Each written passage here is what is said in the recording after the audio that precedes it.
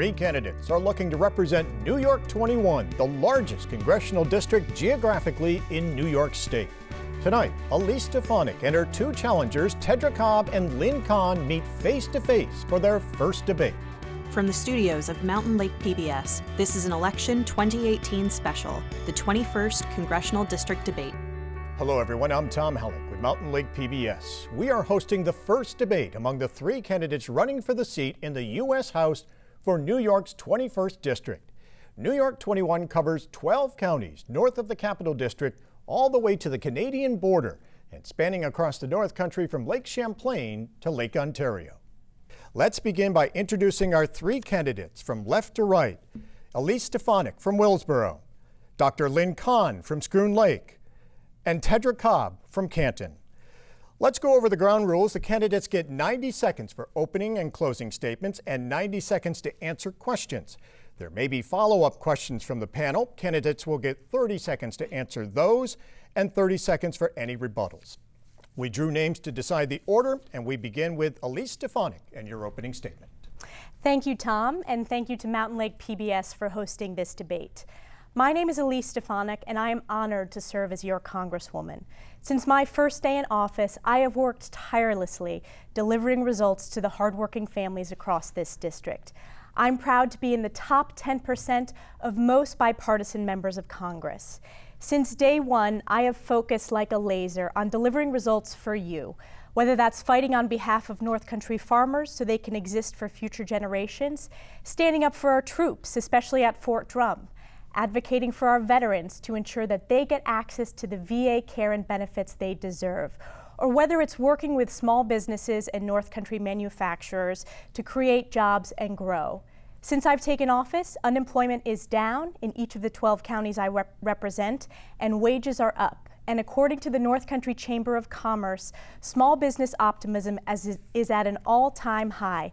That is good news. We can't afford to turn back to the failed policies of Nancy Pelosi and Andrew Cuomo.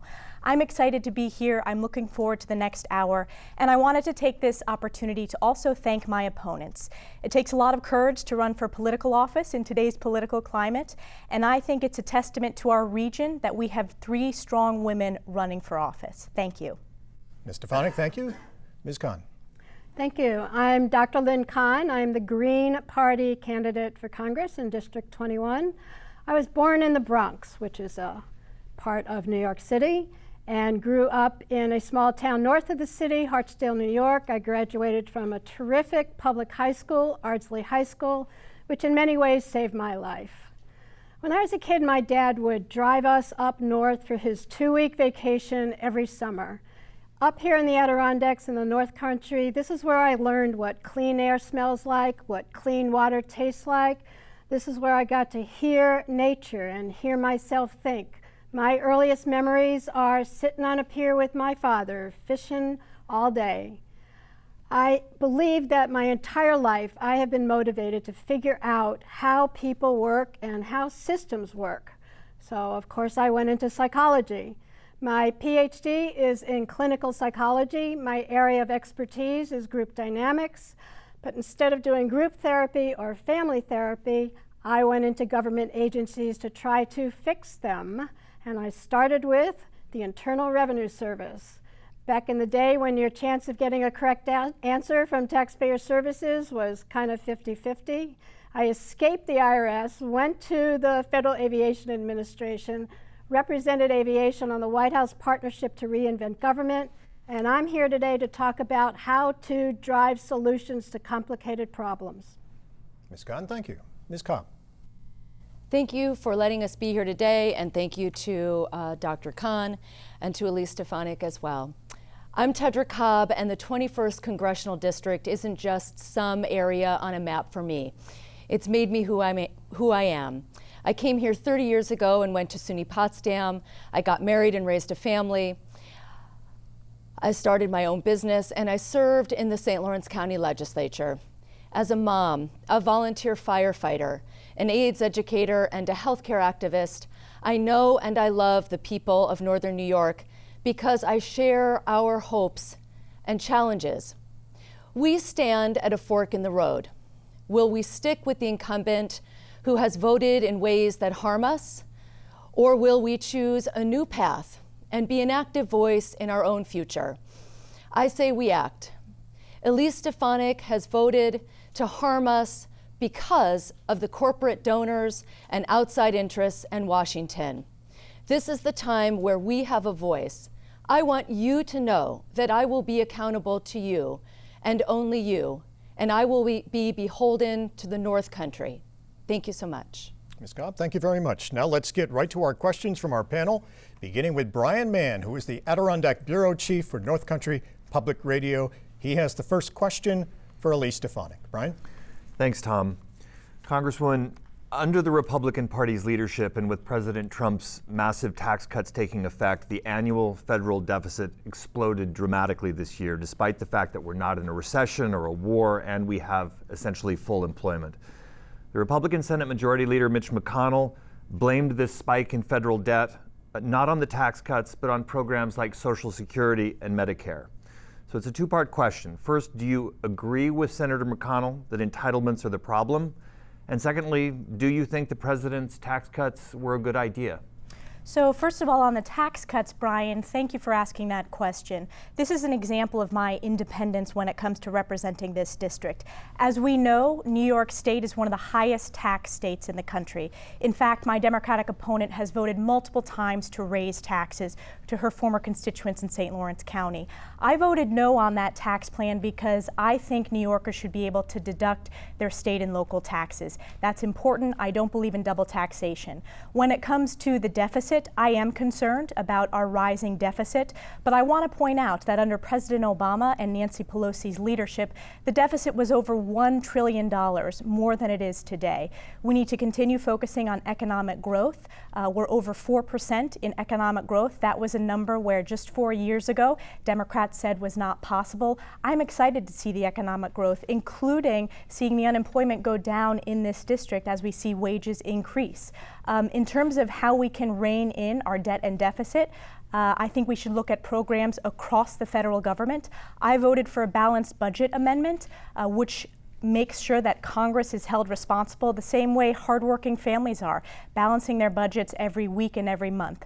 When it comes to protecting entitlements, Social Security and Medicare are incredibly important programs for this region and for seniors across the country. I believe we should make no changes to Social Security and Medicare for those above the age of 50. But for my generation, Brian, we know those programs are not on a path to solvency, and we need to show bipartisan leadership coming together to strengthen and modernize those programs. Thank you. Ms. Kahn, 90 seconds. Clearly, the tax cuts benefited the wealthy and not regular folks. I don't know where in District 21 there's a growing economy and a lowering unemployment. It's certainly not consistently across District 21. There certainly are pockets of a growing economy here and there throughout the district. Most of this district is poverty with a beautiful view. I would crawl back some of those tax cuts to fund the programs that we need to bring everybody up in their lives, including universal health care, including a dramatic whole-of-government response to climate change, including transforming the Department of Veterans Affairs so that it truly serves our veterans. I have trouble calling Social Security and Medicare and Medicaid entitlement programs. We paid into those programs our entire working lives. So it's not an entitlement, it's how we invested in our future.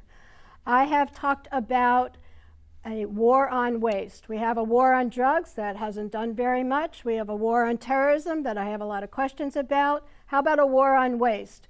One report just came out, said nearly $180 billion in our taxpayer money goes to duplicated programs. That means that there are, for example, 47 programs inside 9 agencies all doing the same job training. They don't coordinate, they don't communicate, and that's part of how we waste money, our money. Thank you. Ms. Cobb, 90 seconds. Despite the hype, the Social Security Trust Fund is solvent. The number one donor to Elise Stefanik are Securities and Wall Street, to the tune of $870,000. Elise Stefanik in 2012 was the policy director for the Republican Platform Committee and wrote the plan to privatize Social Security and voucher Medicare. 169,000 people in this district rely on Social Security. Here's the thing. I was a county legislator, and despite Elise Stefanik saying that I don't understand taxes, I do. And I worked with the legislators, Republicans and Democrats, to balance the budget and to make sure that the burden from the federal government that gets passed down on our state government and then finally gets passed down on local government is unfair. I've worked with people in my community to push back on the state and to work with the federal government and say it's not okay to put that burden on local taxpayers. We can make Social Security solvent. We can make it fair by raising the cap. We also need to make a commitment to not give the richest among us a tax break while putting the burden on us, especially at the local level. Thank you. Ms. Stefanik, 30-second rebuttal. Great. So I think it's important to highlight my Democratic opponent's failed record when it comes to growing deficits. When she started on the St. Lawrence County Legislature, they had a balance of $23 million. Under her failed leadership, they had to borrow $12 million, $10 million, $9 million annually, and they went negative $3 million into the red. This is one of the reasons why Republicans won control of the St. Lawrence County Legislature. So yes, my Democratic opponent has a record of tax and spend policies from Nancy Pelosi. And when it comes to Social Security, I'm proud to have delivered over $1.8 million to seniors who are watching today. Ms. Cobb, 30 seconds. Yeah, what Elise Stefanik doesn't understand is local government, nor does she understand that in 2008, the economy tanked and every local government was working to try to make sure that our roads and bridges were paid for, that our community services were paid for, that our Office for the Aging was paid for. That's what we do at the local level. And to only have an understanding of federal government and not the burden on local taxpayers is really what is missing for our Congresswoman and what I bring as a Congresswoman in the future. 30 seconds. So this is why I've chosen to run as a third-party candidate. I'm a Green Party candidate for Congress, proud of that. I have very specific solutions to very specific problems, and it starts with a war on waste. So I've already talked about nearly $180 billion worth of programs that duplicate each other, $140 billion worth of fraud, a report by the Department of Defense that outlined $125 billion of waste inside the Pentagon. Let's go after that waste. Let's have a war on waste and fund programs that help regular people. I think that's a good idea, Dr. Kahn. War on waste, I agree with you. All right, ladies, let's move on to our next question. Pat Bradley has the second question. She is the North Country Bureau Chief for WAMC Northeast Public Radio. Pat, your question will be going first to Ms. Kahn. Hello. Despite reassurances, there have been concerns raised that with the confirmation of Brett Kavanaugh to the U.S. Supreme Court, the High Court is now poised to roll back abortion rights. If the court does reverse Roe v. Wade or even LGBTQ, which is lesbian, gay, bisexual, transgender questioning laws, what will you as a Congresswoman do in response? Ms. Kahn, 90 seconds. What bothered me the most about the Kavanaugh hearings was the level of animosity among Republicans and Democrats. I don't believe that Republicans and Democrats can get past hating each other to actually get anything done. I am an independent Green, so I'm going to talk about abortion in a way that will probably keep me out of that club and piss off a lot of people. I'm a psychologist. My degree is in clinical psychology. I want to look at the root causes of why people choose abortion. And the research says that we could decrease the number of requested abortions by over 50% if we had free and easy access to birth control. So that part of the solution says, is this a fight about abortion or is it a fight about sexuality? We could further decrease abortion if we had better support for parents of young families. We could further decrease abortion if we had science-based sex education in our schools. There are far too many young people that are becoming parents when they didn't want to be and are choosing not to have an abortion, who are spreading sexually transmitted diseases. They have no idea how they got pregnant, and it is the school's responsibility if families and communities and churches fail to teach about a science-based approach to sex education. So I'd say we can go very far in dramatically reducing the number of abortions in this country if we had realistic solutions to real problems. Ms. Cobb, 90 seconds. Well, I'd like to, it's great that I'm following Dr. Kahn, because I did HIV and AIDS education for many years and did health education and sex education in schools and in communities for many years, reducing many of the things that Dr. Kahn is talking about. But what we're talking about are our rights as human beings and access to health care. First and foremost, every woman must have access to health care, and the decisions that she makes must be between her and her doctor and her family, should she choose. So as a Congresswoman, I will stand up for the rights of women. And secondly, this president right now is talking about changing the language and the law of what a gender, a person is. I will fight to make sure that people who are straight or gay or questioning have equal access under the law to be fully who they are now and into the future. And so as a congressperson, we need the balance of powers. We need people in Congress who will fight for human rights and civil rights, not just now, but into the future, and to make sure that we are a fair and just society.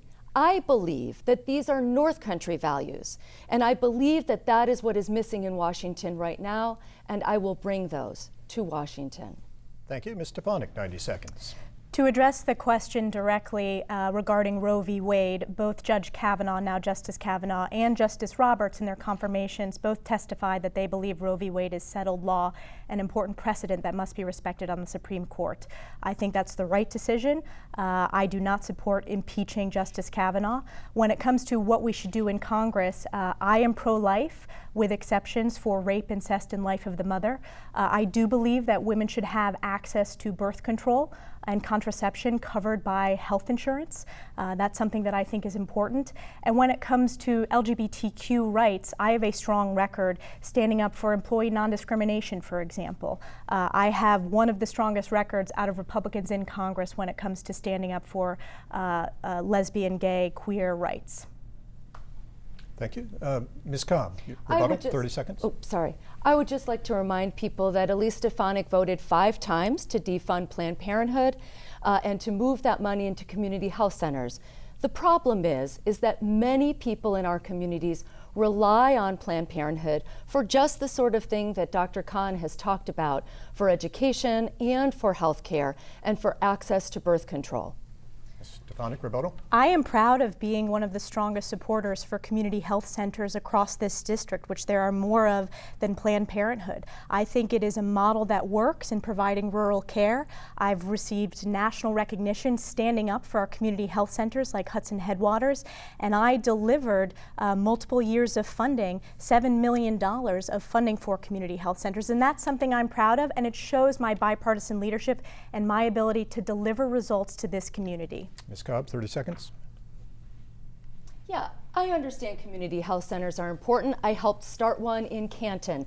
The reality is Elise Stefanik voted to repeal the Affordable Care Act with no replacement. Our community health centers are important, but they don't meet the needs of 64,000 people who would have lost their health insurance if the Affordable Care Act had been repealed. Let's not forget that. We are fighting for health care here in the North Country, not just community health centers, not just Child Health Plus, but access to health care everywhere. And Ms. Kahn? Well, while my opponents are arguing with each other, we have the same 2 parties and the same bad results. As I walk around District 21, I speak to people about real issues. In my town, Schroon Lake, if there was someone who had a serious emergency, the protocol is to drive them 91 miles south to Albany Medical Hospital. I've talked to people who have had to wait 3 months to get their prescription filled. There are serious problems with the resources for health care in the North Country as there is throughout rural America, and fighting each other is not going to solve that problem. All right, our next question is coming from Peter Crowley. Peter is the editor of the Adirondack Daily Enterprise. Peter? And this question is going to Ms. Cobb. The Constitution specifically gives Congress powers to direct war, naturalization, and commerce. But Congress has kind of sat on the sidelines while recent presidents have changed immigration policy, imposed tariffs, and cut trade deals with foreign nations, and started wars, including one that's been going on for the last 17 years. Should Congress take back powers presidents have taken for themselves, and if so, how would you pursue that? Ms. Cobb, 90 seconds. Yeah, the first thing that you're talking about is the unauthorized use of military force, and absolutely Congress must reevaluate the unauthorized use of military force. Congress now, Lynn Kahn has said that we argue with each other here on the stage. What we're talking about are policy differences. What we're talking about are the importance of speaking to the issues that we face every single day. And each of us has a different strategy or focus to do that. I believe that Congress, this particular Congress, has failed to act, has failed to hold this president accountable. But what they have allowed to have happen is repeal things like the Clean Power Plan, or put into the Farm Bill the repeal of the Clean Water Rule. These are things that Congress must pass, the environmental protections that we rely on. And what you're talking about, Peter, is this president or any president overreaching. And this president has, in my opinion, overreached. And it's Congress's duty to push back and to pass laws that will protect us, not only now, but into the future. Ms. Stefanik. I disagree with my Democratic opponent. She is misinformed. We have an authorization for use of military force. It's under the 2001 authorization of use of military force. I believe that should be updated, given that we're facing additional security threats around the globe, given the rise of ISIS. I believe that President Trump's foreign policy has been a strong suit. I think he was correct, for example, in acting to strike Syria in response to Assad's use of chemical weapons on his own population. I think that was strength that we didn't see under President Obama. When it comes to constitutional co-equal branches of government, Peter, I think when it comes to issues like the environment, when it comes to issues like immigration, it's Congress's job to act and legislate. On immigration, for example, I have been one of the leading voices in taking back that congressional authority and passing legislative solution, whether it's fixing our broken visa program for our agricultural workers, whether it's providing increased border security, which is a concern for many, many constituents in this district as they look at what's happening on the southern border. And you also mentioned tariffs. I think Congress has a role in terms of finalizing trade agreements. We are going to have a vote on the updated NAFTA, the USMCA, and I think that's important. It should come before Congress. But again, I disagree. My Democratic opponent is misinformed because there is an authorization for use of military force, and it should be updated. I've been very clear on that, and I've been active in that discussion on the House Armed Services Committee. And Ms. Kahn, the same question. You get 90 seconds. Thank you. 17 years covers both Republican and Democratic administrations. This Congress and all the ones before them since we invaded Iraq and Afghanistan has failed their constitutional responsibilities. They have violated the oath, the pledge that they made to defend and support our Constitution. Article 1, Section 8, our Congress is responsible for declaring war. And it's not just about having a congressional conversation, it's about having a conversation with America. Why are we going to war? Why have we murdered more than 4 million people in the Mideast? Why are we in, I think, 76 different countries around the world with active duty troops? What are we doing in Africa? These are conversations that should be public. We should be part of the conversation about where and why we send our sons and daughters off to wars that for the most part do not have to be fought. And these wars for the most part are for oil, they're for empire, and they're for ego. And that's a problem with both political parties. We need to transform our foreign policy to better balance our military strength with diplomatic wisdom. And I've talked about a 5-point doctrine to do that, and it begins with, we must be strong to build peace. So don't confuse conversations about diplomacy with weakness for our military forces. I believe we have to be a strong military force to build peace, and that's what the future of our planet depends on. Ms. Cobb, 30 seconds. Perhaps Ms. Stefanik didn't understand what I said. We have the unauthorized use of military force, and what I said is we need to revisit it. That's what we need to do. And as far as the visa programs, the H-2C visa has been sitting. Our farmers have been waiting for immigration changes and policies while this Congress talks about it without acting on it. Ms. Stefanik? Sure, so I think it's important when we talk about national security issues, first of all, to thank the soldiers of the 10th Mountain Division. I have been the leading voice protecting Fort Drum and making sure the soldiers have the resources they need in terms of investing in military readiness, training, equipment, and military spouses. So thank you for everything you do for every day of the year around the globe protecting our national security. I think that's important for all of us to acknowledge and thank them for our service. When it comes to my Democratic opponent's statement on H-2C, I voted for H-2C visa. I was proud of that vote, and I was proud to be one of the leading voices to force the immigration discussion to vote on a bill that fixed our broken immigration system and included border security. Unfortunately, no Democrat supported that legislation. Now to questions from our viewers that we asked them to send in by email and social media. The majority we received had to do with health care, efforts to repeal the Affordable Care Act, and people worried about the affordability of health care, especially for those with pre-existing conditions. So the question, how do we resolve the health care crisis? What will you do in Congress to guarantee health care and make it affordable and available?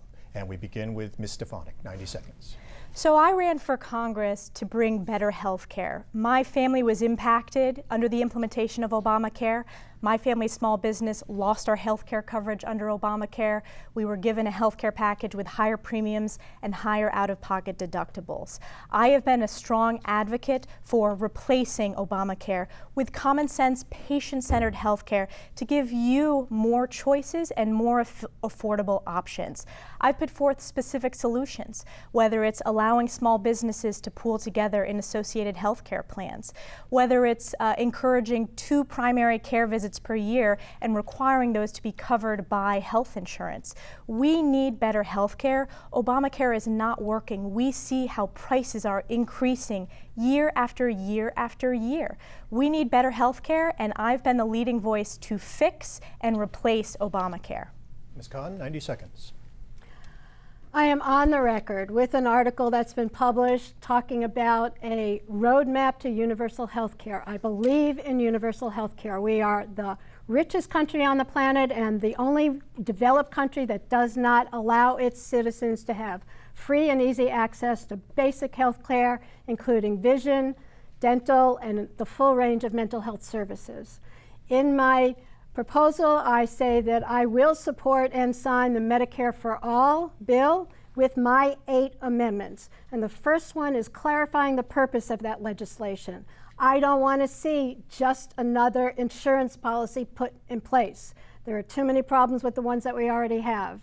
I want to make sure that the purpose of this legislation is to expand health care, lower costs, and improve health care outcomes, which are not improving in District 21.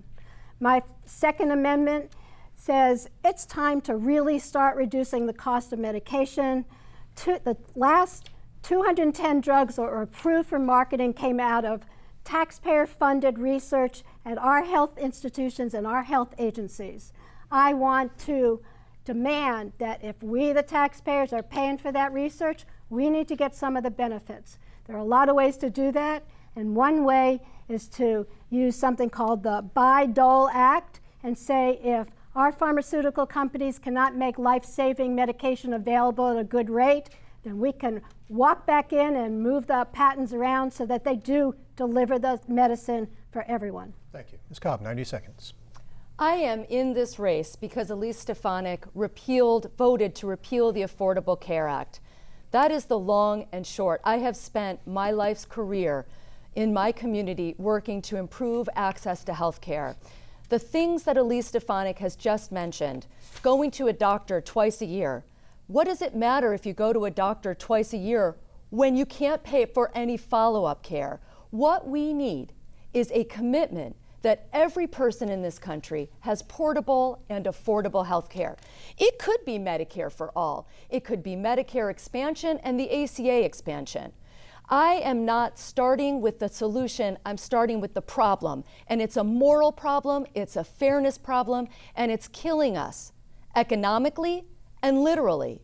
The Healthcare Association of New York State asked Elise Stefanik and this Congress, every congressional representative, not to repeal the Affordable Care Act without a replacement.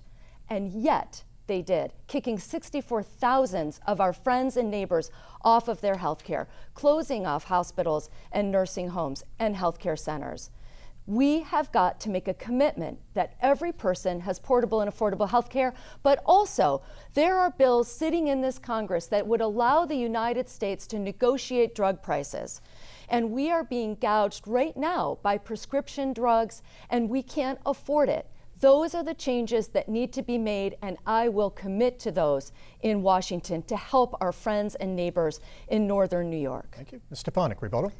Yes, Dr. Kahn and I have specific proposals. We have the courage to put out our specific ideas about how we can fix our broken healthcare system. I think we all agree on this stage that we have a broken healthcare system, and I agree that we need to have more portability and more affordability when it comes to healthcare. My Democratic opponent wants more government-run healthcare. She changes her mind in terms of Medicare for all. Sometimes she wants it, sometimes she doesn't. I want a different direction. I believe patients should have greater options and be allowed to purchase healthcare across state lines. And when you talk about seeing a doctor twice per year, that's a bipartisan bill, Ms. Cobb. That's a bill that I'm working on with a Democrat that would be a fundamental fix to the Affordable Care Act. Thank you, Ms. Kahn. 30 seconds. The universal health care that I believe we all should have access to is more than just a moral issue. It's more than just a health care issue. It's a social issue, an economic issue, and as we understand the impacts of climate change, it's going to be a national security issue. We don't know what kinds of diseases are being unleashed by defrosted tundra. We don't know what kind of bugs are being developed and moving up north, but we do know there's a polio-like virus that's hitting 22 states. The time to act is now. We have run out of time. And Ms. Cobb, 30 seconds. I'm going to talk about a policy solution, and one of those is to not take a dime from insurance companies or pharmaceutical companies. That is unlike my Republican opponent, who takes hundreds of thousands of dollars, tens of thousands of dollars from those companies and then votes against the interests of this district. I am only going to be beholden to the people in this district. I have supported either it's Medicare for all or an expansion. It doesn't matter right now what the answer is. What matters is that Congress actually do its job and hold hearings and work with the people in the community to find those solutions. And this Congress has failed to find a solution for health care. Ms. Kahn, 30 seconds. I've been having those conversations. I've been going around this district. I already know what people are concerned about, where the health care falls down, what the issues are, from transportation to affording medication to getting to see a doctor within 3 weeks. We have the information from the people that live in District 21 about what's needed. It's time to act. We have run out of time. And as you listen to these competitors, all you're going to hear is how the other party hasn't been helpful, and in fact, neither of them have been helpful. Same two parties, same bad results. Ms. Stefanik, final word. One important topic is providing coverage for those with pre-existing conditions.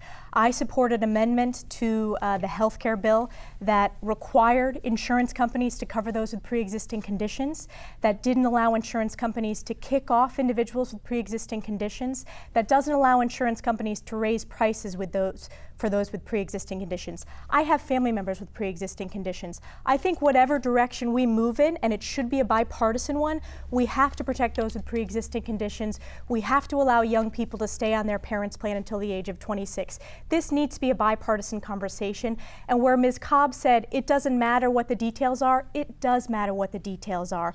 Medicare for All is a government-run program that would cost trillions of dollars, and that comes out of the taxpayers. I've seen how government-run programs like the VA aren't effective. Ms. Cobb, final word on this? Sure.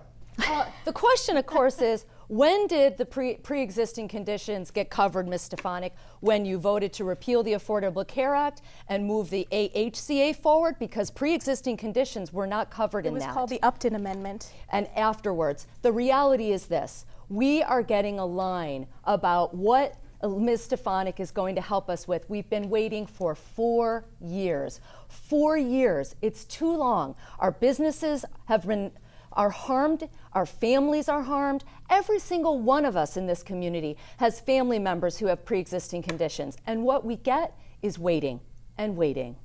Thank you. We need to move on. Our next question is from a viewer. A report from the United Nations and a panel of scientists is painting a far more dire picture of the immediate consequences of climate change than previously thought, predicting catastrophic global warming within the next few decades without drastic reductions in carbon emissions.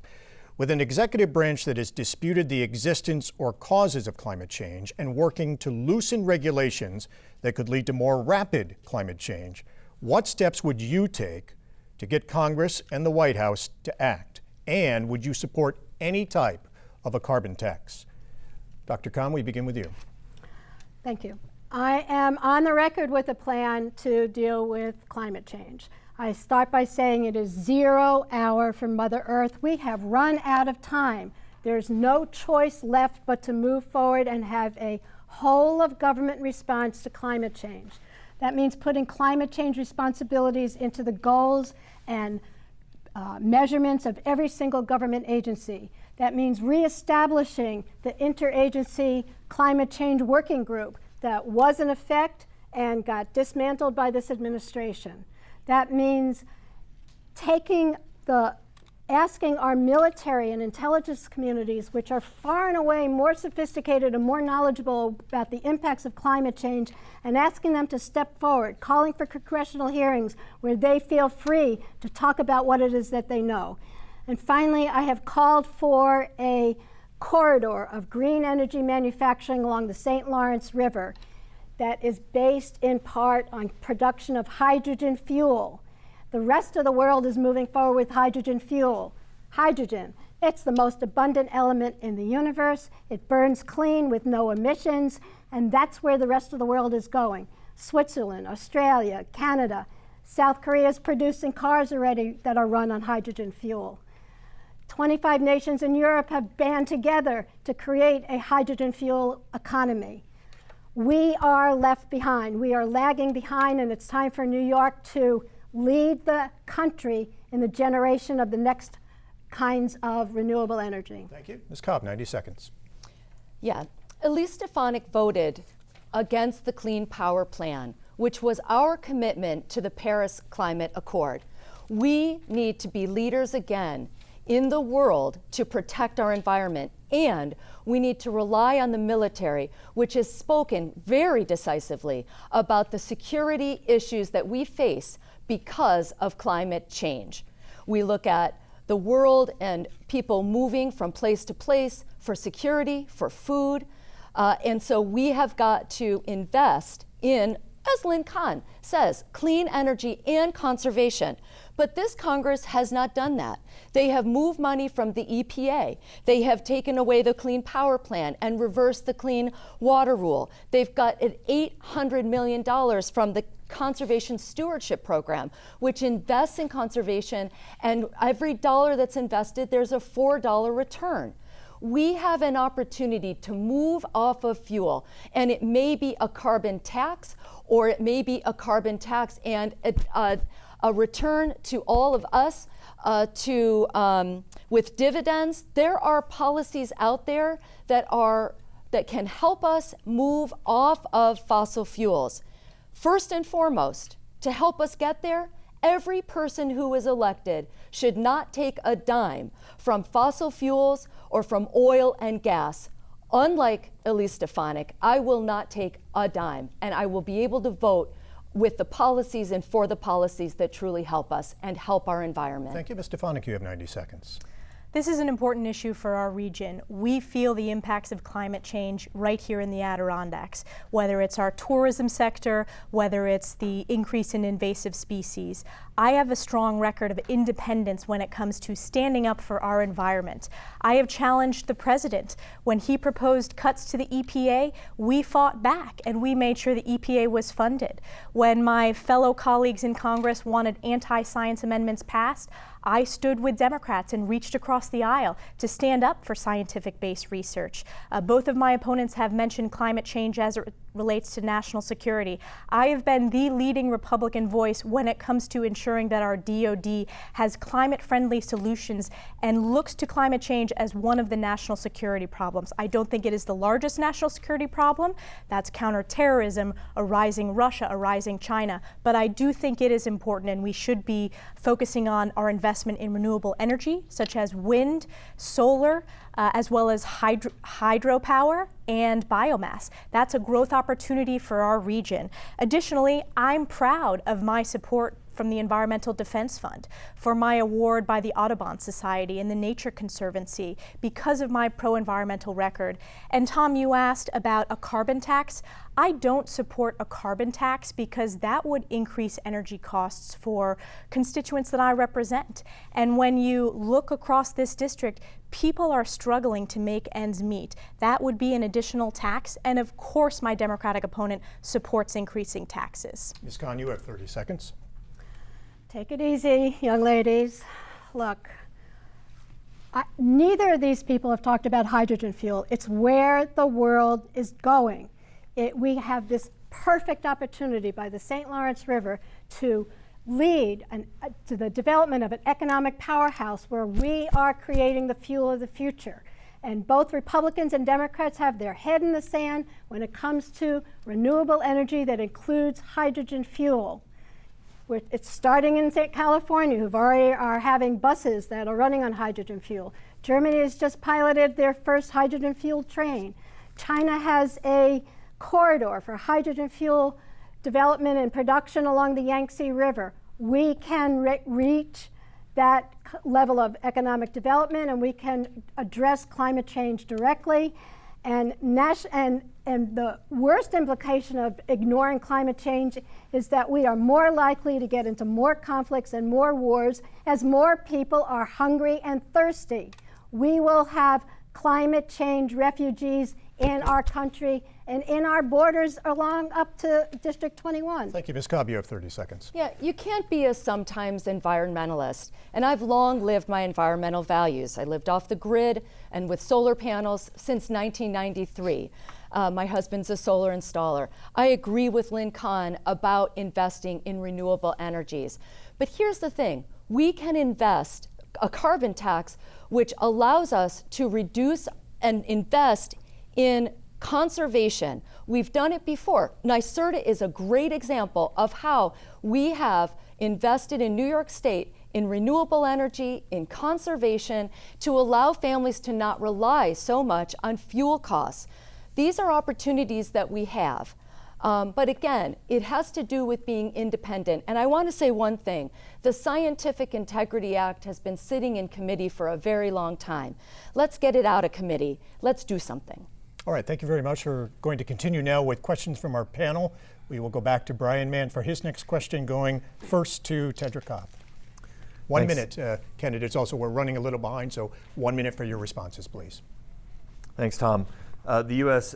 Spends over twice as much on our military compared with China and Russia combined. When you count our close allies, we spend 3 times as much preparing for war compared with all our potential enemies taken together. So despite the ballooning national debt, Congress and President Trump have continued to grow the military budget. In fact, the latest one-year increase, the increase alone, is more money than Russians spend in total on their national defense.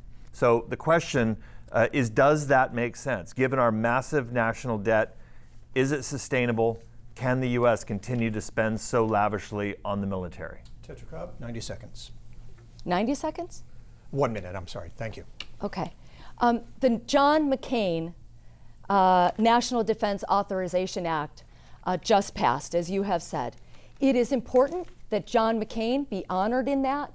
The president did not. Elise Stefanik did not honor him when they came to Fort Drum, and I think that's important to start with that. But I will continue. No, we can't continue to sustain our military spending, but it's a matter of priorities. We need to invest in the people that serve us. Finally, the NDAA invested in our military service people and gave them a raise, but there's still a gap there. We need to invest in our federal workforce. We need to invest in our veterans and make sure that our veteran services are not discretionary. And I put veterans in with our military service as well. And we need to invest in our military bases that, like Fort Drum, that are unique and are part of our community. I am from St. Lawrence County, and I was a county legislator working with the Fort Drum Regional Liaison Organization under the Fort Drum expansion. I will support Fort Drum and the work that it's done in our community and continue to do going forward. Ms. Stefanik, 1 minute, please. I am the only one on this stage that has had the privilege and honor of working with John McCain. I am the only one on this stage who has earned the support from my campaign by John McCain. I consider John McCain a friend, and he is a loss for this entire country. And Ms. Cobb, I am the only one on this stage who is a part of Congress who named the NDAA after John McCain. We pass the NDAA every year, and I am proud of the work that we've done to rebuild our military. To answer the question about military investment, yes, I believe what we are spending is adequate to meet all of the threats around the world today. As I mentioned before, you have Russia, who is a destabilizing influence to our NATO allies and has been meddling in elections across the country. You have China asserting itself in the South China Sea. You have terrorist organizations like ISIS. You have Iran, and you have North Korea. So we are facing a lot of threats. And I believe that our soldiers at the 10th Mountain Division and our military men and women in uniform deserve all of the resources they need. I don't support going backwards to the defense cuts under Democratic leadership that decimated Fort Drum, that decimated military readiness. Ms. Kahn, 1 minute. John McCain might have been your friend, but you didn't have the courage when you were standing on that stage to announce that authorization to say his name. And you don't have the courage to talk about the national security implications of climate change in public, on the floor of the House. You've said more today than I've seen you and heard you say in 4 years. Don't interrupt me. What does more Don't interrupt me. I'll do a follow-up, Tom.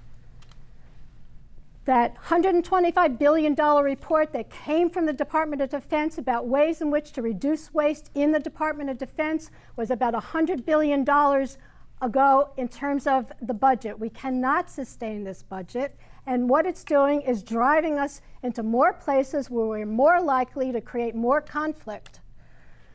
My dad was a Marine. Veterans benefits helped my family crawl out of poverty. I support our soldiers. I support our veterans. And the most important thing that we can do for all of them is stop sending them off to wars that we do not have to fight. Ms. Stefanik, 30 seconds. Sure. So when it comes to John McCain, I am very proud working with him on rebuilding our nation's military. And as I said, I was one of the members of Congress that made sure we named that bill after him. He will be sorely missed in this country. And what I think does a disservice is not supporting the NDAA, which Ms. Cobb's campaign said they did not support and were critical of. And it doesn't sound like you support it either, Ms. Kahn, but I strongly support the defense bill we just passed. All right, thank you. Ms. Cobb, 30 seconds. I'd like to remind people that Elise Stefanik voted to shut down the House Intelligence Committee's investigation.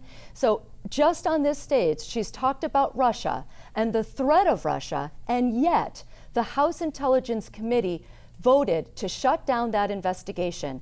It was wrong, and she is responsible for that.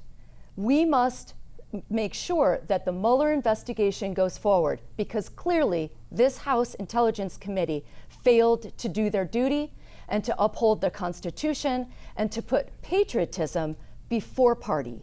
All right, thank you. And we do have to move on. We're going to Pat Bradley for the next question. These responses need to be 45 seconds, please. Pat, your question. And this is going to Elise Stefanik first. The Environmental Law and Energy Center at Harvard University currently lists 48 items that they call environmental regulatory rollbacks of the Trump administration. That's their title, including the Clean Power Plan and pollution emission guidelines, Endangered Species Act rules, and the Paris Climate Agreement. Do you agree with any of the administration's changes, and what will you do to ensure environmental protection? Ms. Stefanik, 45 seconds. Sure, so thank you for the question. I have opposed the president's rollback of the Clean Power Plan. I've said that publicly. When the president made the decision to leave the Paris Climate Accord, I disagreed with that publicly as well. In terms of the Endangered Species Act, I also oppose rolling back the Endangered Species Act. This is why I have one of the most pro-environment records of any Republican in Congress. It's why I'm honored to have the support from the Environmental Defense Fund.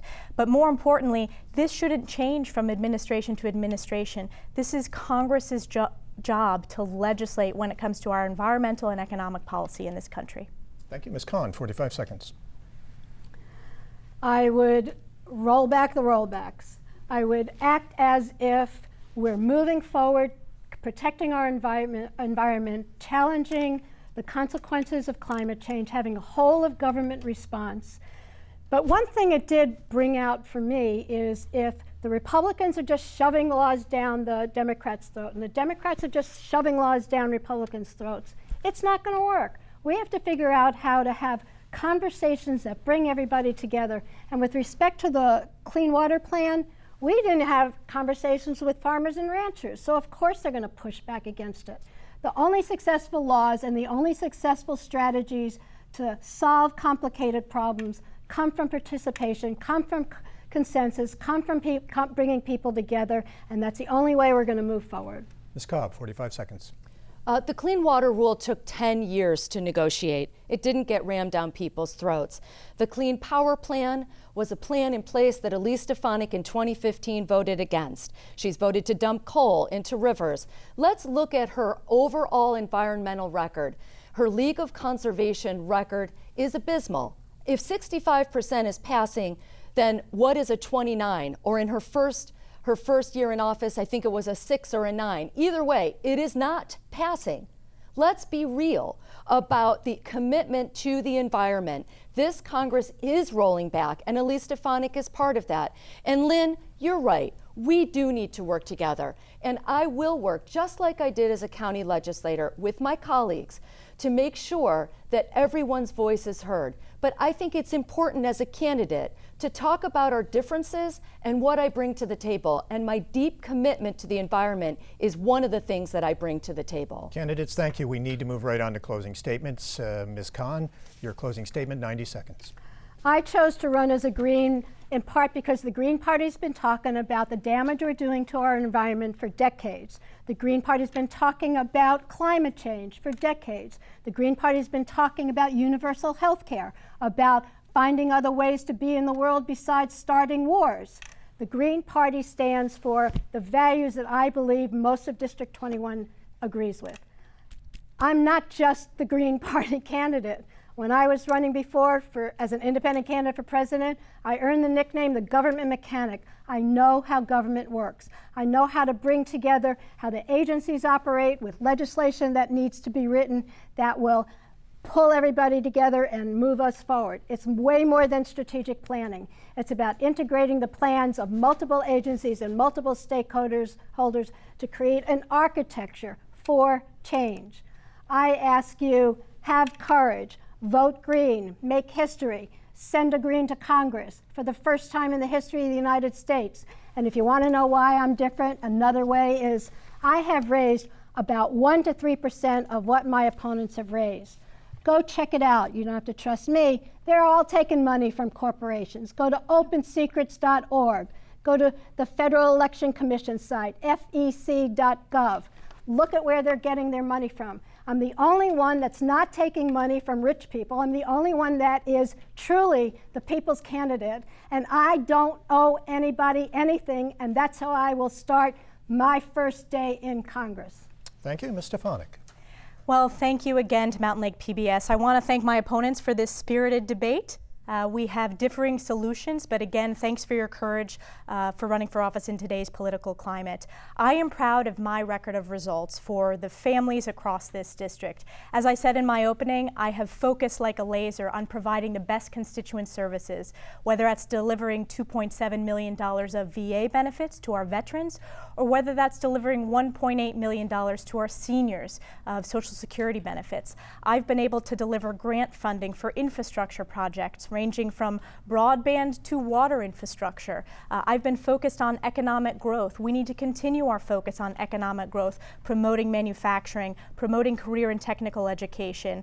I'm excited of my record, and I think across party lines, I've been proud of my support, Republicans, Democrats, independents, or unaffiliated voters.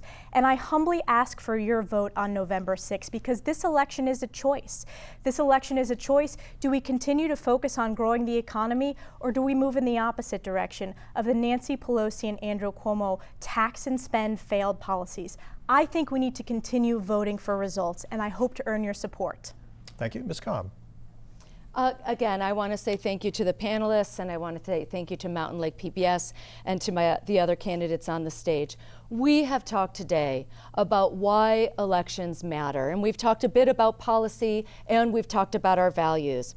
I want you to know that I've run this campaign with integrity and with grit, and I would not be here but for the people who have supported me along the way. I have not taken money from corporations, nor will I. I will be responsible only to the people who have supported me and who have gotten me here. If you are a parent, or if you are caring for your own aging parents, if you have a struggling business, or if you are burdened by crushing healthcare costs, this is the election that matters. We must change course now. 4 years. We have had 4 years, and if you are in any of those categories that I've just named, you know that 4 years is literally a lifetime of harmful votes. We have an opportunity to vote for someone who has lived here for 30 years and who has a deep commitment to this community. We deserve a congressperson who lives where we live and who understands our needs and challenges and who will passionately fight for us and work with us in Washington. I want you to know I will work in Washington, but I will continue to live here, and I humbly ask for your vote on November 6th. Candidates, thank you all for participating tonight. Also, our thanks to Brian Mann and Pat Bradley and Peter Crowley for asking the questions, as well as Susie Johnson and Betty Ann King, our volunteers with the League of Women Voters of the North Country, who were our official timers tonight. And for those of you watching at home or online all across northern New York, our thanks as well. Please do your part and vote on Tuesday, November 6th. Thank you and good night.